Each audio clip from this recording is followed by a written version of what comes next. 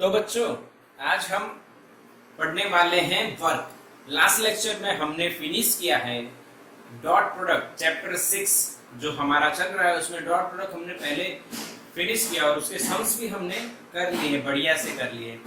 आज हम क्या देखने वाले हैं, तो क्या आज हम पढ़ने वाले हैं वर्क, जो आप पढ़े हो चैप्टर नंबर पता नहीं, स्टैंडर्ड नंबर 9 वर्क पढ़े हो ना? हाँ के ना बच्चों? हाँ के ना बोलो, वर्क पढ़े हो के नहीं? यस, बिल्कुल क्लियर पढ़े हो, सबको आता है क्या है काम। जो होम वर्क होता है वो बात अलग है बच्चों। कई लोग सोच रहे सर वर्क पे फिर से आ गए तो होमवर्क चेक करने वाले लगता है आज। नहीं, वो वर्क नहीं, वो होम वर्क होता है। ये मैकेनिकल वर्क हम देखने वाले हैं। कौन सा वर्क? मैकेनिकल। तो चलिए बच्चों स्टार्ट करते हैं वर्क। भाई वर्क क्या है? हिंदी में बोला जाएगा कार्य। क्या कार्य करे आप कर रहे हो, क्या काम कर रहे हो, उसकी बात हिंदी में हम समझते हैं। इंग्लिश में भी समझते हैं वर्क। होमवर्क बचपन से सुना है, फर्स्ट स्टैंडर्ड से सुना हुआ है, सीनियर जूनियर से। आज होमवर्क है, आज ये होमवर्क है। तो आज हम वही वर्क मैकेनिकल टर्म में पढ़ने वाले हैं, बस और कुछ अलग नहीं, मैकेनिकल टर्म में पढ़ेंगे। तो बच्चों वर्क क्या है, चलो कुछ केसेस देख के उसको क्लैरिफाई करके और उसका इक्वेशन हाँ के ना, आपको पता है ना इक्वेशन जो आप 9th स्टैंडर्ड में देखे थे वही पढ़ने वाले हैं। तो आइए पहले एक केस देखते हैं। एक मास है बच्चों, उसको आप F फोर्स लगा के S जितनी डिस्प्लेसमेंट करवा रहे हो और हम यहाँ पे D करवा देंगे। और ये जो केस हम देखने वाले हैं, पहली बात ये समझ लीजिए, इसमें जो फोर्स है वो कांस्टेंट है।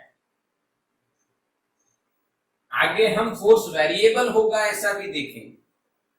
फोर्स वेरिएबल होगा, पर आपका अभी फोर्स कैसा है? कांस्टेंट है, जो चेंज नहीं हो रहा है, जो चेंज नहीं हो रहा है, कांस्टेंट फोर्स है। यानी अगर मैंने यहाँ पर 10 न्यूटन फोर्स लगाया, सपोज कर लो, तो डिस्प्लेसमेंट डी तक उस पर कितना फोर्स लगता होगा? 10 न्यूटन, क्योंकि फोर्स कैसा है भाई? कांस्टेंट। नेक्स्ट आगे हम ये भी पढ़ेंगे कि भाई फोर्स अगर वेरिएबल हो तो किस तरह से हमें वर्क निकालना है, पर अभी कांस्टेंट फोर्स। तो यहाँ पे आप वर्क क्या डिफाइन करोगे इस सिचुएशन में? Work is equals to force into displacement. This is the work. What is work? For the product of force and displacement is called work in this situation. आगे मैं अलग से डेफिनेशन दूसरी भी बताने वाला हूं। आओ सिचुएशन नंबर 2। डिस्प्लेसमेंट अब आपने S या D करवाई है, बट इस बार आपने फोर्स थोड़ा इंक्लाइन लगाया है। ये यहाँ पे हम ये स्पेशल, ये तो समझ रहे हो ना कि कांस्टेंट फोर्स हम देख रहे हैं। यहाँ पे उसके अंदर केस 1 क्या है?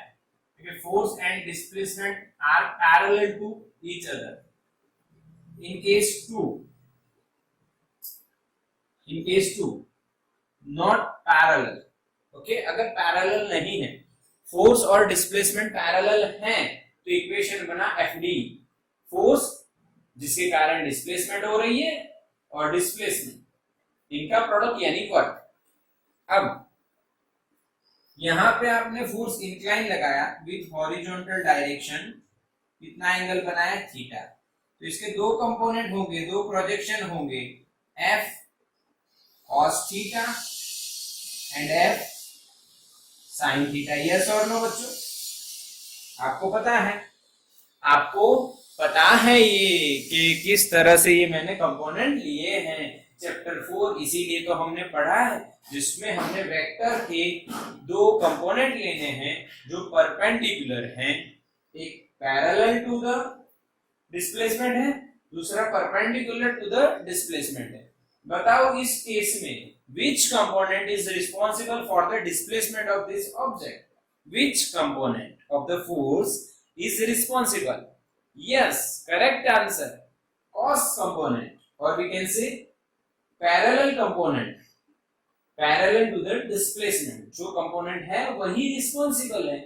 जिसके कारण ये यहां से यहां आ रहा है। तो इस दौरान आपका इक्वेशन क्या बनेगा बच्चों, f cos थीटा, सॉरी पूरा लिखना है f cos theta into D. यहां पे क्या बना एफ डी। यहां पे आप कह सकते हो थीटा इज 0, यहां पे आप कह सकते हो कि theta is not equal to 0, change हो रहा है, थीटा 0 नहीं है, कुछ भी हो सकता है। यहाँ पे थीटा 0 है स्पेशली, तो उसमें एफ डी और यहाँ पे F cos theta into D. बोलो क्लियर। अच्छा, F sine theta is not responsible, why, because उस डायरेक्शन में कोई डिस्प्लेसमेंट नहीं हो रही है।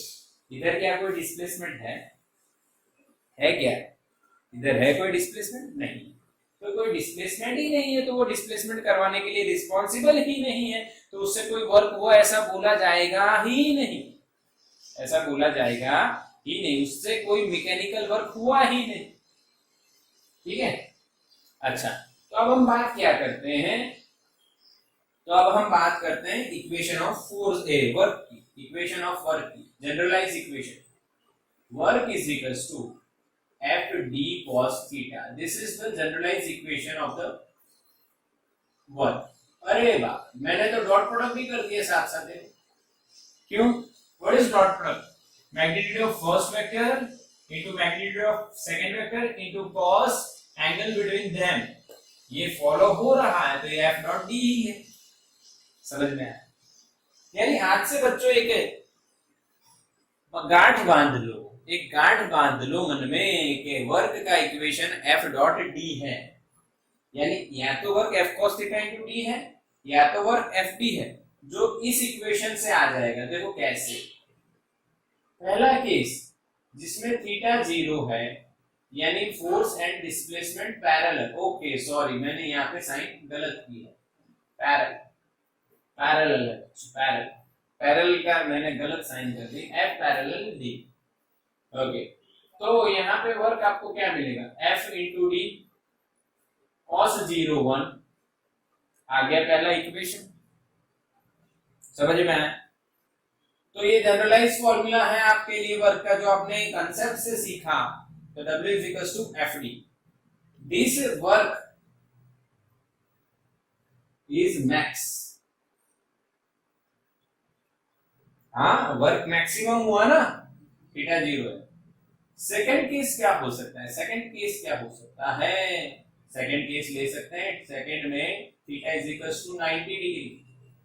देखो, force and displacement are perpendicular, तो वर्क कितना होगा, cos 90 कितना होता है बोलो, एफ डी cos 90, cos 90 कितना होता है 0, तो वर्क हो गया 0, no work, no work done. इनके सारे के अलग अलग एग्जाम्पल देखने वाले हैं, अभी नीचे नहीं बता रहा हूं, ये आप देख लो तो आपको समझ में आ भी जाएगा। मैंने इसके लिए बताना है आपको ये वाला, एफ इधर है और डिस्प्लेसमेंट भी इधर है, तो इसमें एफ डी आंसर आएगा, F dot D F D हो जाएगा। इसमें आप वही बात मान लीजिए, इंक्लाइन है, ये एफ कॉस थीटा है, ये एफ साइन थीटा है, ये एफ है, ये डिस्प्लेसमेंट है, work done bye F sine theta is 0। ये जो एफ साइन थीटा है यहाँ पर, उसके द्वारा होता हुआ वर्क 0 है। और तीसरा केस मैं आपको बताने वाला हूं, theta is equal to 180 anti parallel, तो W is equal to minus F D, W is equal to minus F D. बच्चों कैसे माइनस एफ डी, बच्चों ऐसे माइनस एफ डी समझाता हूं, देखो ध्यान से देखिए, कंसेप्ट को क्लियर कीजिए। F D cos theta cos 180 कितना होता, -1 होता, इसीलिए बच्चों यहाँ पे माइनस एफ डी बनता है। समझ में आया। अच्छा, तो नेगेटिव वर्क डन, यानी आप वर्क मैक्सिमम और यहाँ पे W पॉजिटिव है ऐसा कह दो, यहाँ पे नो वर्क डन पे W 0 मिला, वो तो हमने लिखा ही हुआ है ऊपर, और यहाँ पे वर्क इज लेस देन 0,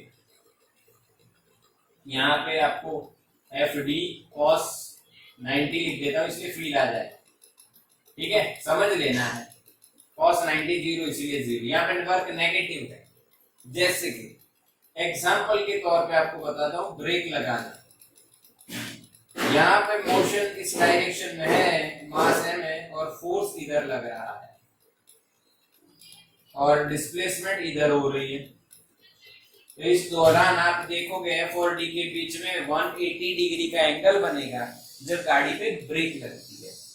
जब गाड़ी पे क्या लगती है? ब्रेक। गाड़ी इस डायरेक्शन में चला रहे हो बच्चों और आपने ब्रेक लगाई, तो गाड़ी पे ब्रेक लगने से फोर्स किधर लगेगा?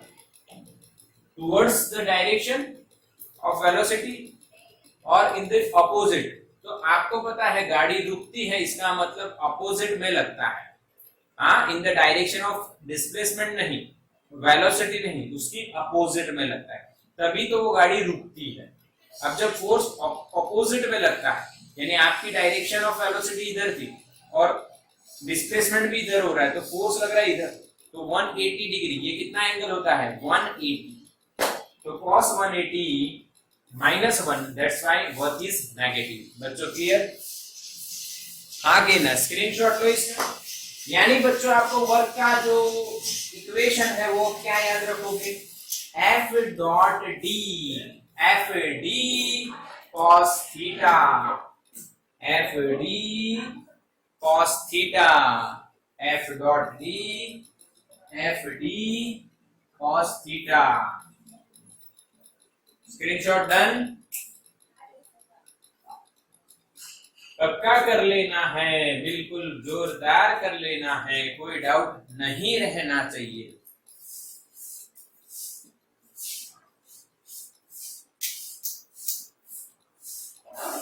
अब कुछ एग्जांपल्स देख लेते हैं जिससे फील आ जाए कि वर्क पॉजिटिव, नेगेटिव या जीरो किस तरह से होता है,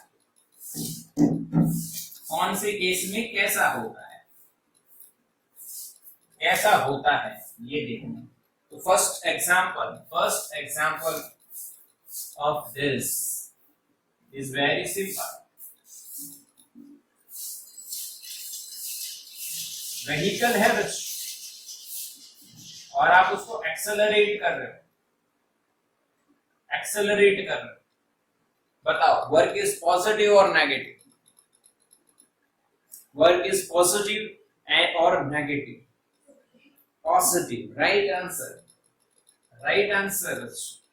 एक व्हीकल है, आप उसको एक्सेलरेट कर रहे हो, इस डायरेक्शन में है और उसको एक्सेलरेट कर रहे हो, यानी फोर्स भी इसी डायरेक्शन में लगेगा, तो डिस्प्लेसमेंट की डायरेक्शन भी यही होगी, तो दोनों एक डायरेक्शन में, तो थीटा इज 0, तो वर्क इज पॉजिटिव। समझ में आया? हाँ के ना? When we are accelerating our vehicles, then work is always positive. हाँ, अगर डिस्प्लेसमेंट और फोर्स एक डायरेक्शन में है तो वर्क इज पॉजिटिव। ठीक, आ गया। एक और एग्जांपल बच्चों समझना, ये वॉल है, ठीक है, इसको, ये एक बच्चा है, हमारा बच्चा है, बहुत ताकतवर है, जिसका नाम देव है। कई बार क्या होता है, ताकत से अभिमान हो जाता है, ये नाम, चलो इसका कुछ अलग रखते हैं, हर बार ये क्यों, इसका नाम है, ये बच्चा बहुत ताकतवर है, इसका नाम है, फिर अलग रखते हैं, इसका नाम है जय। क्या नाम है इस बच्चे का? जय। ओके, ये बच्चा सोचता है मैं इस दीवार को डिस्प्लेस करवा दूं, पर डिस्प्लेसमेंट क्या हो गई? 0। जैसे कि मैं सोच रहा हूं मैं इस बोर्ड को दीवार के उस पार धक्का लेके 2 मीटर दूर लिया जाऊं, वैसा नहीं होगा, भले ही फोर्स लगा रहे हो, पर डिस्प्लेसमेंट क्या है 0, तो ऐसे केस में वर्क क्या हुआ 0। समझ में आ रहा है बच्चों? अलग अलग सिंपल सिंपल एग्जाम्पल बिल्कुल बिल्कुल बढ़िया लॉजिक। चलो भाई, मान लो हमारे फेवरेट इंसान आपने देखे होंगे कूली।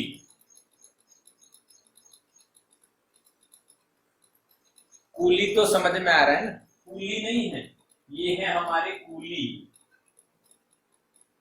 जो सामान उचक के ले जा रहे हैं, ढो के ले जा रहे हैं सिर पे, और कितना डिस्प्लेसमेंट करता है डी। बताओ यहाँ पे वर्क क्या होगा बाय कूली? सोचो, देव का आंसर करेक्ट है 0। देव का आंसर करेक्ट है 0। कैसे? कैसे तो देखो, बता देते हैं कैसे। मान लो हम भी कूली बने हैं, पता है आपको? पता है आपको कूली बने? यस और नो? कैसे? तो आपने बैलेंसिंग खेला है, उसमें हमने फर्स्ट प्राइज जीता है भाई। हमारी जो स्कूल है उसमें हमने फर्स्ट प्राइज जीता है बैलेंसिंग। थोड़ा सा ऐसे कर देते तो बढ़िया रिकॉर्डिंग आएगा, कुछ दिखेगा आपको सीधा। दिख रहा है कुछ आगे ना? तो बैलेंसिंग करते हैं, ठीक है। हमें बैलेंसिंग करता करता यहां से चल के थोड़ा सा डिस्प्लेस करता हूं 1 2 3 4। ओके, तो मैंने जो डिस्प्लेसमेंट किया बच्चों, ये जो डिस्प्लेसमेंट मैंने किया, इस डिस्प्लेसमेंट में मैंने फोर्स लगाया कि नहीं? तो हाँ लगाया। तो ये मेरे सिर पे रखी हुई है, तो मेरा सिर भी इस पे फोर्स लगाएगा कि नहीं? मान लो इसका वेट है 1 kg, तो ये मेरे सिर पे 10 न्यूटन फोर्स लगाएगी। 1 इंटू जी 10 न्यूटन, तो मेरा सिर इस पे रिएक्शन लगाएगा 10 न्यूटन। तो यानी मैं कितना फोर्स लगा रहा हूं इस बुक पे? 10 न्यूटन। पर वो 10 न्यूटन लग रहा है इधर, और वो इसके वेट फोर्स को बैलेंस कर दे रहा है, और मैं डिस्प्लेस कर रहा हूं इधर। तो मेरा 10 न्यूटन इधर और डिस्प्लेसमेंट इधर, तो 90 डिग्री एंगल, तो वर्क इज 0। क्लियर है कि नहीं? बोला हाँ के ना? समझ में आया? यस और नो बच्चों? समझ में आया? क्लियर हुआ? तो वर्क ऐसे हो गया 0। कोई डाउट इसमें नहीं रखना है आपको, कोई डाउट इसमें नहीं रखना है। अब देखिए, आपको थोड़ा सा समझना पड़ेगा, मजा आएगी। हरी पोल पढ़े हो? फ्री फॉल बच्चों, फ्री फॉल पढ़े हो आप लोग? तो इसमें इनिशियल वेलोसिटी 0 होती है, और ये नीचे गिरता है, और गिरा कितनी हाइट से? h। तो बताओ बच्चों, यहाँ पे work done by gravitational, you know this, gravitational force is greater, less or 0, positive, negative और 0? फास्ट आंसर दो, हमें पता नहीं।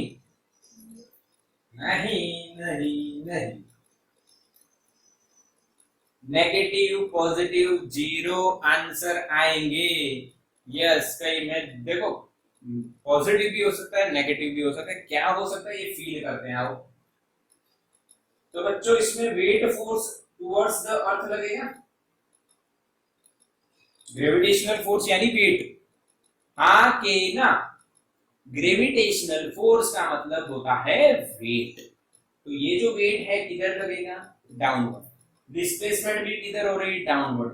तो F और B इसमें क्या हो जाएंगे? पैरेलल। थीटा क्या बनेगा? 0। तो वर्क इज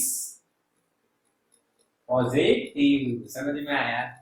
हाँ, यहां से मैंने ये ढक्कन है, दिस इज कॉल्ड ढक्कन। ये ढक्कन है ना, इस ढक्कन को मैं छोड़ रहा हूं ऐसे, नहीं दिख रहा? अच्छा, ये बड़ा ढक्कन नहीं, बॉटल है, पॉट है भाई। ये ऐसे भाई पकड़ा हमने और इसको मैंने छोड़ा, तो इसका डिस्प्लेसमेंट हुआ नीचे और mg लग रहा है नीचे, तो mg नीचे, डिस्प्लेसमेंट नीचे, यानी सेम डायरेक्शन, तो वर्क इज पॉजिटिव। समझ में आया बच्चों? Yes yes yes yes. एक और एग्जाम्पल ध्यान से समझना। एक बॉक्स यहाँ पे पड़ा हुआ है, हम उस पे एक्सटर्नल फोर्स लगा के उसको कुछ हाइट पे ले जा रहे हैं और वो हाइट है h। ठीक है, तो यहाँ पे हमारे दो क्वेश्चन है, work done by external force greater than और less than 0, second work done by gravitational force, पूरा लिखते हैं,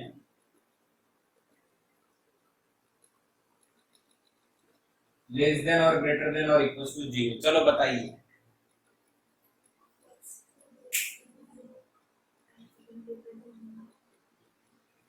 फर्स्ट वन के बारे में बताइए।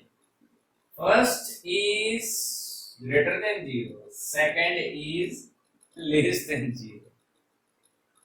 कैसे? कैसे देखो, समझो, ज्यादा डिफिकल्ट नहीं। यानी ये आपको सोचने का तरीका है। कई बच्चे ऐसा भी सोच रहे होंगे, सर कितना लॉजिक लगाते हो, फिजिक्स में इतना सब क्यों होता है, सिंपल होना चाहिए। बच्चों फिजिक्स क्या है? Study of nature, study of nature. अब नेचर में जो बातें बनती हैं वो आपको अच्छी तरह से पता होगी, तभी तो आप फील कर पाओगे, तभी तो आप जेई नीट क्लियर कर पाओगे, तभी तो आपका ज्ञान बढ़ेगा। और ज्ञानी इंसान सभी को अच्छा लगता है। किसी को पसंद है कि उसको एक मूर्ख दोस्त मिले, उल्लू मिले। बड़े हो जाओगे तो सोचोगे कि आपकी वाइफ या आपका हस्बैंड पागल हो, है? ऐसा है किसी को इच्छा? सोचो, हमें मूर्ख लोगों से ज्यादा दूरी अच्छी लगती है। ये मैं किसी को ऐसा नहीं कह रहा कि भाई ये मूर्ख है वगैरह, ऐसा नहीं, पर मैं आपको आपका नेचर बता रहा हूं।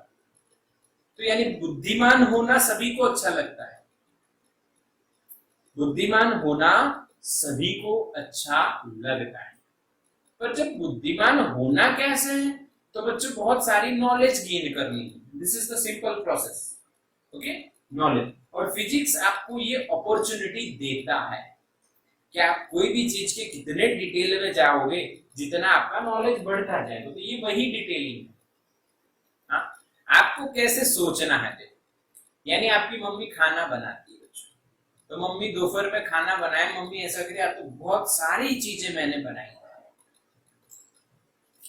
तो आप सोचोगे एक लेक्चर आधा जल्दी खत्म हो जाए तो अच्छा, तो बहुत सारी चीजें बनी तो मजा आएगी खाने, आके ना? यस और नो? यस, सबको पता है। नो करने वाले बच्चे झूठ बोलते। अच्छा, कोई नो बोल ही नहीं रहा है, पर सबको पता है हाँ मजा आएगी, शायद कुछ ये होगा, कुछ ये होगा। और जब खाने बैठते तो मम्मी हमारी जो थाली है उसमें सिर्फ सब्जी रोटी दे देती, सिर्फ सब्जी रोटी।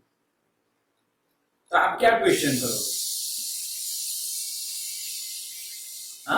बाकी की चीजें कहाँ हैं? करोगे क्या नहीं? वही नेचर आपको यहां भी रखना है। यानी आप में वो कैपेबिलिटी तो है, जो बात आप खाने के दौरान अप्लाई करते हो वही सेम टू सेम प्रोसीजर यहाँ पे अप्लाई करनी है। देन आप मेरी बात सुनिए कि आप कैपेबल तो हो, हाँ, आपके अंदर वो है कि आप अप्लाई कर सकते हो, बट आप अपना वे बदलो, थोड़ा सा वे बदलो, वे बदलो। वहां पे भी करना है तो यहाँ पे भी वही बात करनी ही है, ठीक है। आगे ना तो यहाँ पे भी वो बात कीजिए, एक्सटर्नल फोर्स के द्वारा होता हुआ वर्क पॉजिटिव क्यों? तो हम लोग डिस्प्लेसमेंट करवा रहे हैं ऊपर, तो उस डायरेक्शन में फोर्स कौन सा लग रहा है? एक्सटर्नल। तो इनका जो एंगल होगा 0, तो वर्क इज पॉजिटिव। दूसरा क्वेश्चन बच्चों क्या है? Work done by gravitational force. अब बच्चों ग्रेविटेशनल फोर्स तो नीचे है, हाँ, ग्रेविटेशनल फोर्स तो नीचे लगेगा mg, और डिस्प्लेसमेंट किधर हो रही है बच्चों? यहां पे लीडर है, तो ये mg नीचे ऊपर, तो यहाँ पे एंगल कितना बनेगा? 180। तो डिस्प्लेसमेंट और फोर्स की ऑपोजिट डायरेक्शन हुई ग्रेविटेशनल फोर्स, तो एंगल 180, तो लेस देन 0। यस और नो? हाँ कि ना बच्चों, समझ में आया? यस। तो ये बढ़िया कंसेप्ट हो गया, इसका स्क्रीनशॉट लेना चाहिए आपको।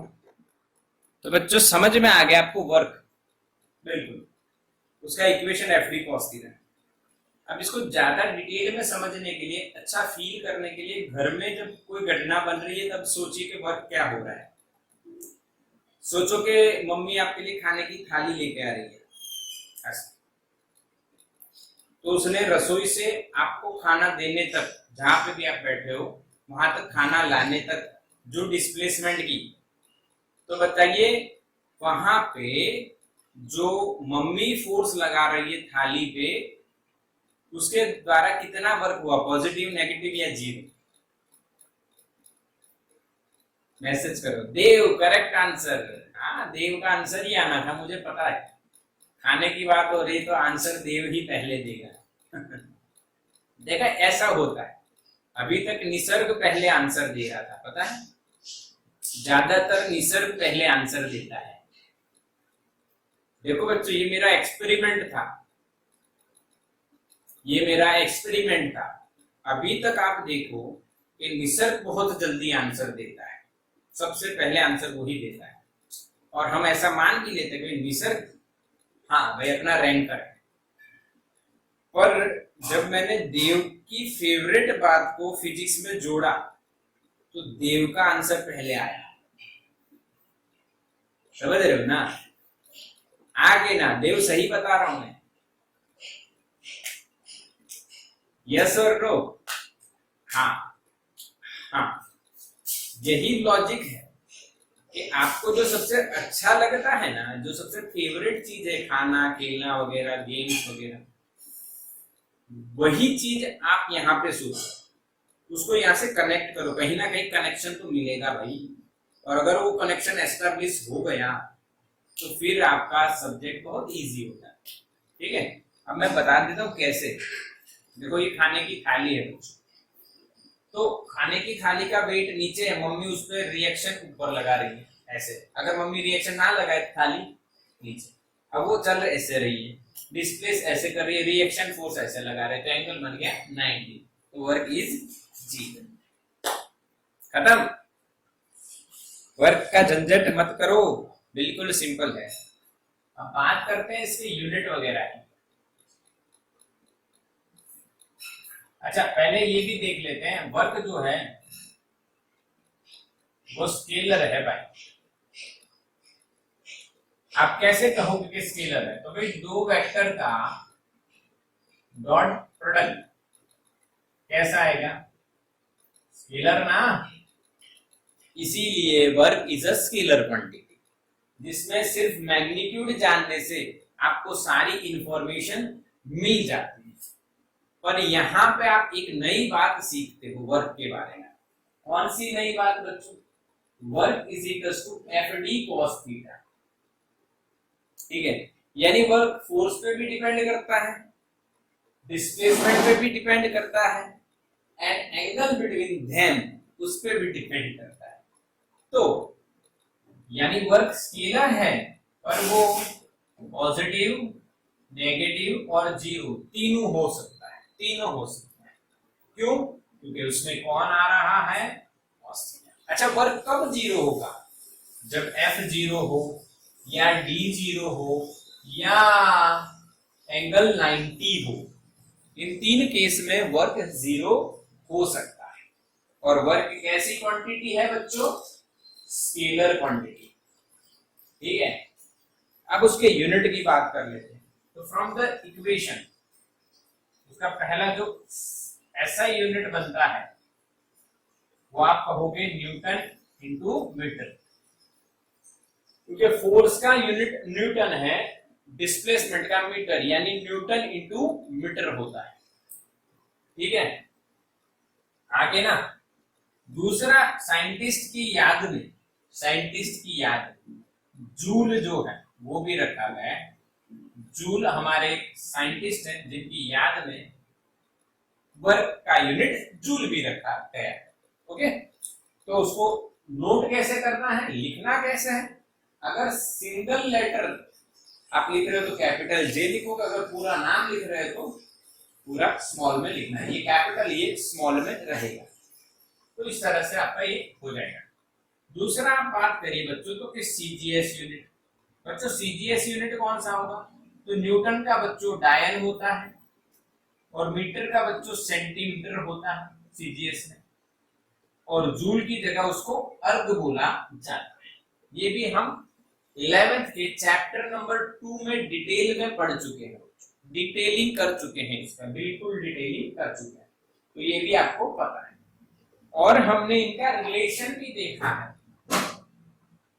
हमने इनका रिलेशन भी देखा है। रिलेशन क्या था भाई, एक जूल है वो 10 की कुछ पावर अर्ग बराबर है।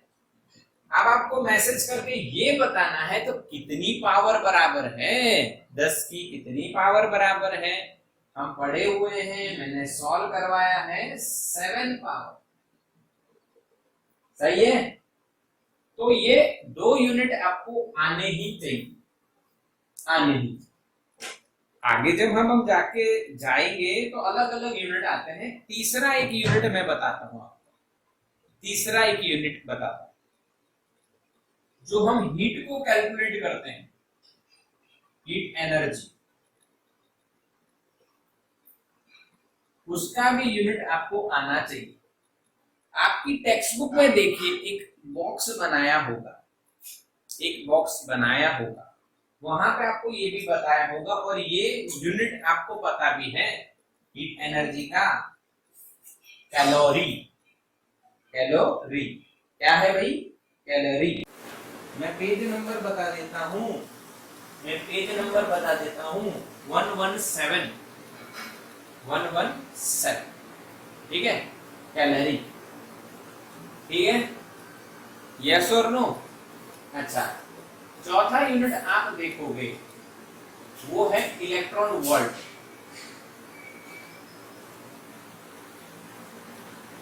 इलेक्ट्रॉन वोल्ट, इलेक्ट्रॉन वोल्ट है वो भी उसको लिखा जाएगा ईवी। अच्छा, ये भी मैं बता देता हूं एक कैलोरी कितना। तो ये जो जूल साइंटिस्ट हैं, जूल, उन्होंने एक जूल्स लॉ बताया है, work is equals to in joule is equals to J into H. J is Joule's constant. J is Joule constant. हाँ, तो एक कैलोरी जो होती है वो होती है 4.186 या 2, पूरा 2 लिख लो, 186 की जगह 2 लिख लो, जूल। क्लियर? अरे हाँ के ना बच्चों, देखो टेक्स्ट बुक में आप खोल के तो आपको पता चलेगा कि हाँ ऐसा होता है। क्लियर? समझ में आया? यस और नो? क्लियर दिख रहा है ना बच्चों? यस यस बिल्कुल। यानी ये कहाँ यूज होता है, तो जब हम जॉगिंग करते हैं तो हमें पता है हीट बर्न होती है, ऐसा सुना है, हीट बर्न होती है, एनर्जी बर्न होती है इन टर्म्स ऑफ कैलोरी, कितनी कैलोरी बर्न की, कितनी कैलोरी खाई, ऐसा अपने वीडियोस में, न्यूज में कहीं ना कहीं सुना होगा। तो वो कैलोरी हीट एनर्जी को जो हीट एनर्जी होती है उसको कैलोरी में हम लोग मेजर करते हैं, ठीक है, इसलिए ये रिलेशन एस्टैब्लिश। इलेक्ट्रॉन वोल्ट कहाँ आता है?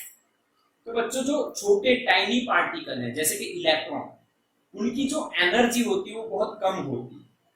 अब उस एनर्जी को आप जूल में लिखो तो वो बहुत ज्यादा वैल्यू आपको लिखनी पड़ेगी, 0. ये वगैरह, यानी 10⁻⁻ पावर में बहुत ज्यादा आपको लिखनी पड़ेगी। तो साइंटिस्ट ने ये सोचा कि क्यों ना इसका एक यूनिटी बना दो, ये पूरा छोटे छोटे पार्टिकलों का एक झुंड है, उस झुंड का एनर्जी का यूनिट ही बना दो अलग, तो उसको इलेक्ट्रॉन वोल्ट बोला गया है। हाँ, तो इसकी डेफिनेशन भी बनाई गई। क्या डेफिनेशन है? तो कि भाई 1 वोल्ट के पोटेंशियल डिफरेंस के बीच में से एक इलेक्ट्रॉन जब पास होता है तो जो एनर्जी गेन करता है, जो एनर्जी गेन करता है वो एनर्जी 1 ईवी के बराबर होती है। समझ में आया? यस और नो? आगे आप डिटेल में पढ़ने वाले हो तो इसकी चिंता ना ही करो तो अच्छी बात। बाकी मैंने आपको बता दिया 1 वोल्ट के पीडी के पोटेंशियल डिफरेंस के अक्रॉस में जब एक इलेक्ट्रॉन वोल्ट पास होता है तो जो एनर्जी गेन वो करता है उसको 1 ईवी बोलते हैं, और इसका जूल में रिलेशन है 1.6 into 10⁻⁹ जूल। 1.6 into 10⁻⁹ joule. समझ में आया कि नहीं? अरे हाँ के ना? क्लियर हुआ? बिल्कुल। एक इलेक्ट्रॉन जब 1 वोल्ट के पोटेंशियल डिफरेंस से जाता है, पॉजिटिव टर्मिनल से नेगेटिव टर्मिनल जाता है, तब जो वो एनर्जी गेन करता है वो एनर्जी को हम 1 ईवी बोलते हैं। अब यहाँ पे सिंपल लॉजिक क्या है ईवी का याद रखने लायक बच्चों? क्लियर दिख रहा है? एक सिंपल लॉजिक ये है, ईवी को जूल में ले जाना है ना, तो ई की वैल्यू से मल्टीप्लाई करना। अब ई क्या है? चार्ज ऑफ इलेक्ट्रॉन, और उसकी वैल्यू है 1.6 into 10⁻⁹ कूलम। ठीक है, या केमिस्ट्री में शायद कहीं ना कहीं आप पढ़ सकते। ठीक है बच्चों, एक ईवी। पांचवा यूनिट है जो इलेक्ट्रिकल यूनिट। कौन सा? इलेक्ट्रिकल। इलेक्ट्रिकल यूनिट में अभी किलो वॉट आवर, जिसको आप kWh लिखते हो। यस और नो? यस और नो? सुना है?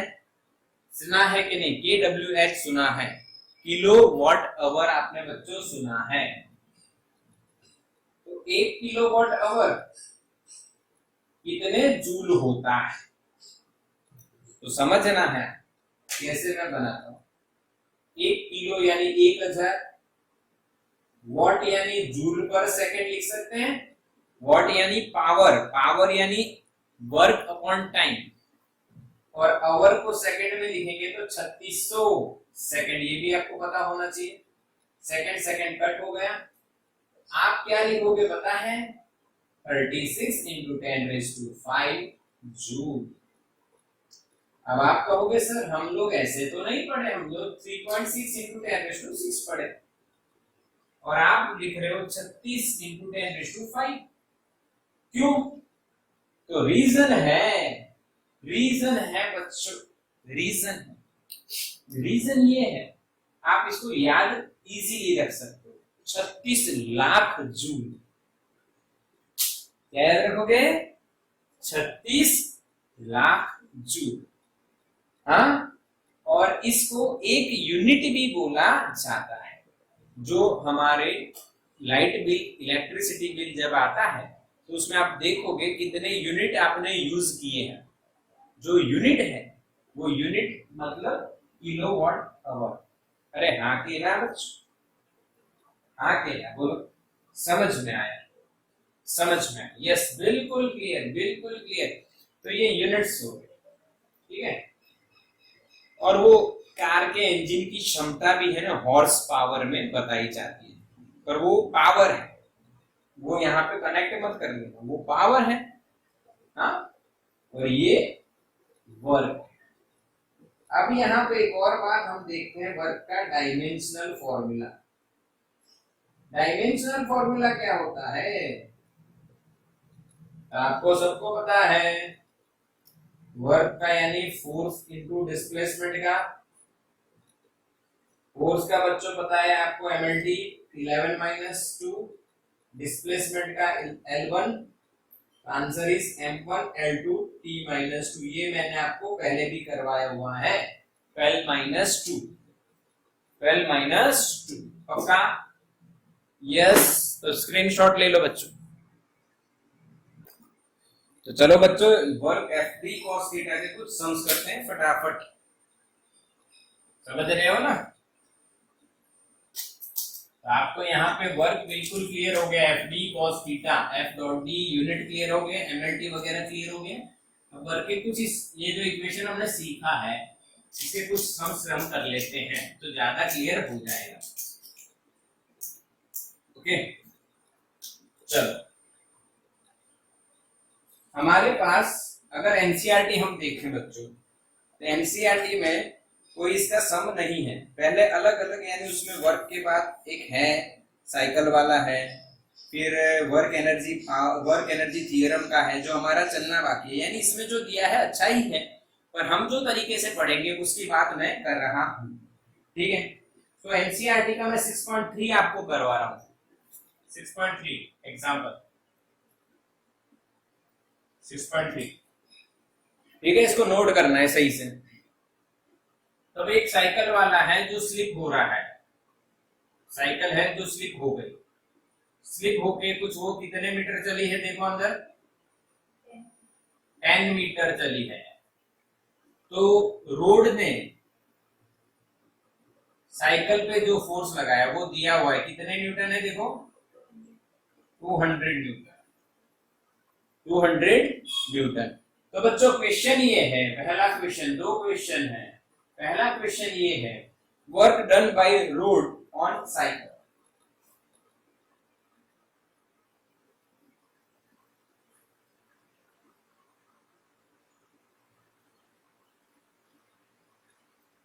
ये आंसर डायरेक्टली, क्यों?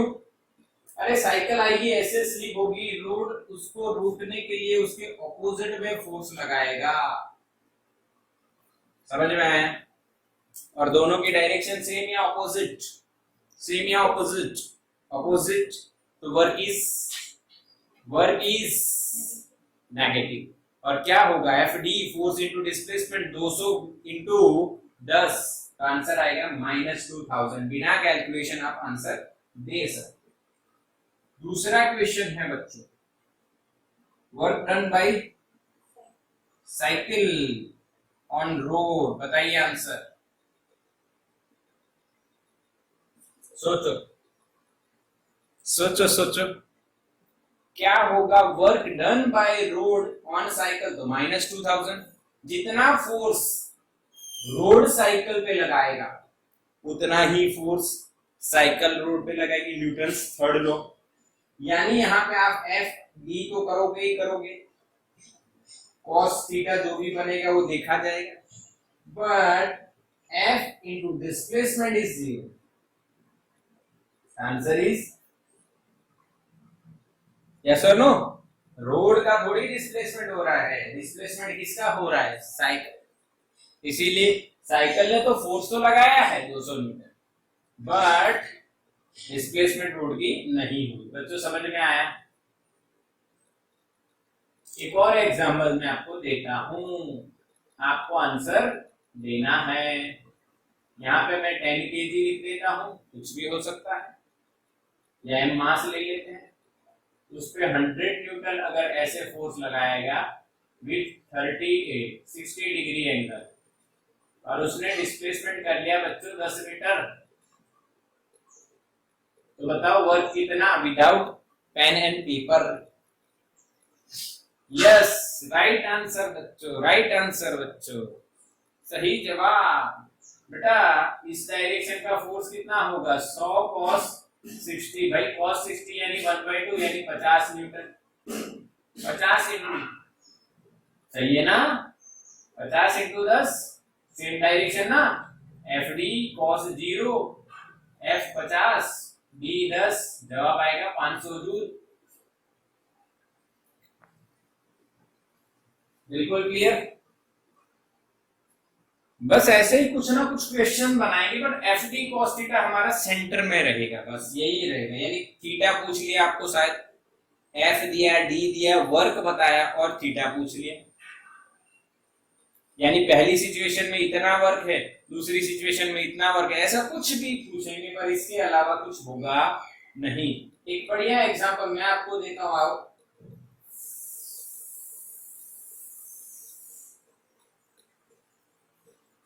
एक बॉक्स यहां पे पड़ा हुआ है जो 5 किलो है, ये स्टेप्स हैं, इस स्टेप की 0.5 मीटर हाइट है।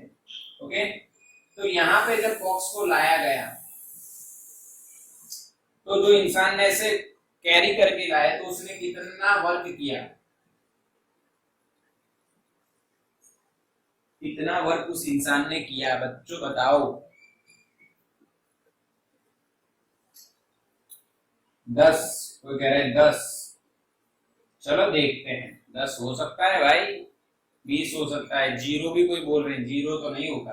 क्यों, देखो समझो, यहाँ पे इसका वेट फोर्स कितना लगेगा, 5 किलो, यानी 50 न्यूटन में जी को 10 मानता हूं, तो उतना ही फोर्स उस इंसान को इसको उचकने में लगाना पड़ेगा। ओके, कितना लगाना पड़ेगा, 50 न्यूटन।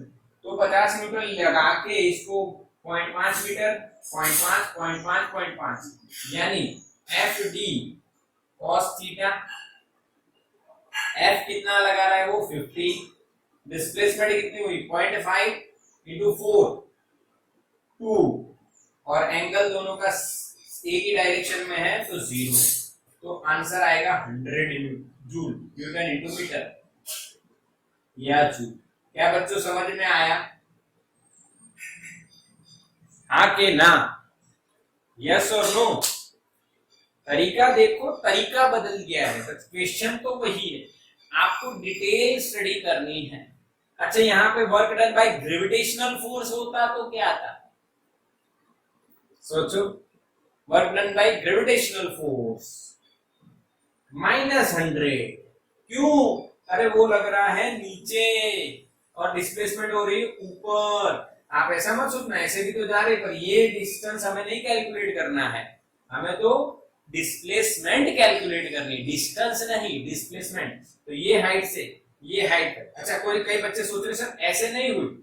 अरे बच्चों, फोर्स की डायरेक्शन में डिस्प्लेसमेंट चाहिए, आके ना, मेरी बात समझ रहे हो? Displacement in the direction of the force. Yes, force इधर है तो उस डायरेक्शन में डिस्प्लेसमेंट कितनी हुई बच्चों?